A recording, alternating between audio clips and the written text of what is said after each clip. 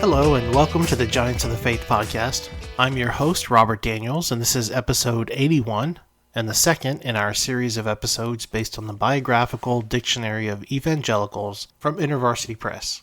If you remember from the last episode, I'm using a random number generator to choose a number from 3 to 763, and that determines what page to check to find the subject of the episode. It's kind of like modern casting of the lots. And my son Zach chose random number 42 for this episode.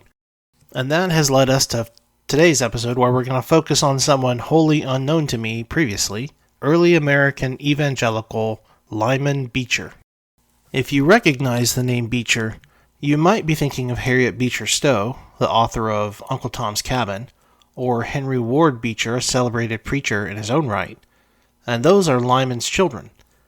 But the man at the head of this remarkable family, the patriarch of the Beecher clan, was Lyman. His life and ministry helped lay the groundwork for American evangelicalism, revivalism, and social reform. So let's step back to the late 18th century and meet the man who was once called the Thunderer of the Pulpit. Lyman Beecher was born on October 12, 1775, in New Haven, Connecticut, into a country that was still under British rule. His father was David Beecher, a blacksmith, and his mother was Esther Hawley Beecher. Lyman was one of 13 children born to the couple. His birth came just months after the battles of Lexington and Concord ignited the American Revolution.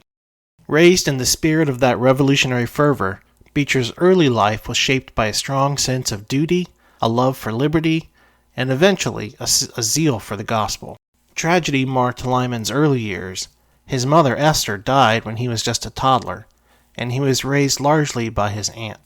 Despite this loss, Beecher showed an early promise in academics and enrolled at Yale College at the age of 18. And it was at Yale, under the influence of President Timothy Dwight, that Lyman experienced a religious awakening. Dwight, the grandson of Jonathan Edwards, and a key figure in the Second Great Awakening, deeply impacted Beecher with his fiery sermons and emphasis on personal piety, revival, and the role of Christianity in shaping society. Beecher graduated in 1797 and pursued theology under Dwight's mentorship. His theological education was steeped in New England Calvinism, yet Beecher would become something of a bridge between the old Puritan heritage and the emerging evangelicalism that characterized the American religious landscape in the 19th century. I guess nobody's perfect. Lyman Beecher's personal life was both rich and tumultuous. He married Roxana Foote in 1799, and together they had 9 children. Among those were Harriet Beecher Stowe, the famed abolitionist and author, and Henry Ward Beecher, one of the most prominent preachers of the 19th century. The Beecher household was a crucible of intellect, faith, and reformist zeal. Roxana expired in 1816, and Beecher would go on to marry twice more, first to Harriet Potter, with whom he had more children, and later to Sarah Bullard. He fathered 13 children in total, and many of them would go on to become reformers, educators, and religious leaders. His home was something of a religious academy in itself, a sort of training ground for the next generation of Christian leaders. Beecher began his ministerial career in East Hampton, Long Island, in 1799. His preaching quickly gained attention, and he was known for his passionate style, his vivid imagery, and his fearless rhetoric. Beecher believed deeply in the power of revival and the necessity of moral reform, both for the individual and for the broader community. During the early years of his ministry, he preached against dueling, swearing, and Sabbath breaking. In his sermon on the death of Alexander Hamilton, who was killed in a duel with Aaron Burr, was widely circulated and established him as a moral voice in the young nation. In 1810, Beecher took a post at the First Church of Litchfield, Connecticut, where he would stay for over 15 years. There he preached fervently during the height of the Second Great Awakening, which was a time of widespread religious revival across America. And he was a staunch Calvinist, but unlike some of his predecessors, he embraced the idea of human agency in conversion. Like I said, nobody's perfect. That made him an important theological bridge between old-school Calvinism and the emerging new school of thought. One of his most famous moments came in the 1820s when he began publicly crusading against the spread of Roman Catholicism in America. His, quote, plea for the West warned that Catholic immigrants threatened American democracy and Protestant values. While this view would later be criticized for his nativism, it reflected the deep anxieties of the time about religion, identity, and power in a changing and growing nation. In 1832, Beecher became president of Lane Theological Seminary in Cincinnati, Ohio. It was a strategic move. Cincinnati at the time was considered the gateway to the West, and Beecher believed that shaping the clergy there could shape the future of America. At Lane, he mentored young ministers and championed evangelical reform causes. But controversy wasn't far behind. Lane seminary students wanted to engage in open debate on the abolition of slavery, and when the administration of the school tried to shut down those discussions, a group of students known as the Lane Rebels left the seminary in protest. The incident dealt a blow to Beecher's reputation, especially among abolitionists. Lyman Beecher's influence on American evangelicalism cannot be overstated. First, as we said, he's a leading figure in the Second Great Awakening. His revival preaching and commitment to moral reform helped spread the gospel through both word and action. He believed in the transformative power of Christian preaching not only to save souls, but to reform society. And second, Beecher played a major role in what was known as the Benevolent Empire. It was a movement of interdenominational evangelical organizations committed to social reform. He supported causes like temperance, education, Sabbath observance, and missions. And his sermons were not just about personal piety, but also about societal renewal. And third, Beecher's children carried his legacy into diverse fields of reform. Harriet Beecher Stowe awakened the conscience of the nation with her novel Uncle Tom's Cabin, while Henry Ward Beecher led one of the most prominent churches in America and supported abolition from the pulpit. Though he never quite escaped the tensions between old school and new school, or the suspicions of many more radical reformers, Beecher was a transitional figure. He helped evangelicalism move into the mainstream of American culture. So I mentioned that Beecher preached temperance, and that's not a word that we use much today.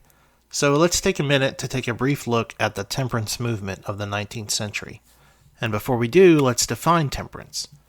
According to Oxford Languages, it means the quality of moderation or self-restraint, or an abstinence from alcoholic drink. So the temperance movement was one of the most significant social reforms in American history, emerging in response to widespread alcohol abuse and its devastating effects on families and communities. Rooted in the moral and religious fervor of the Second Great Awakening, the movement initially promoted moderation in drinking, but quickly evolved into a call for total abstinence from alcohol.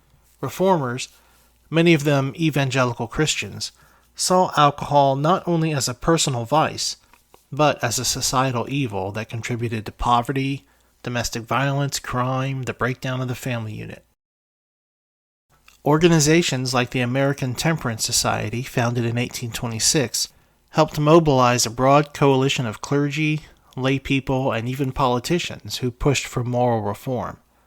By the mid-19th century, the temperance movement had grown into a powerful political force, with leaders like Lyman Beecher, who preached fiery sermons against the dangers of intemperance, while grassroots groups organized rallies, published tracts, and lobbied legislatures to pass prohibition laws.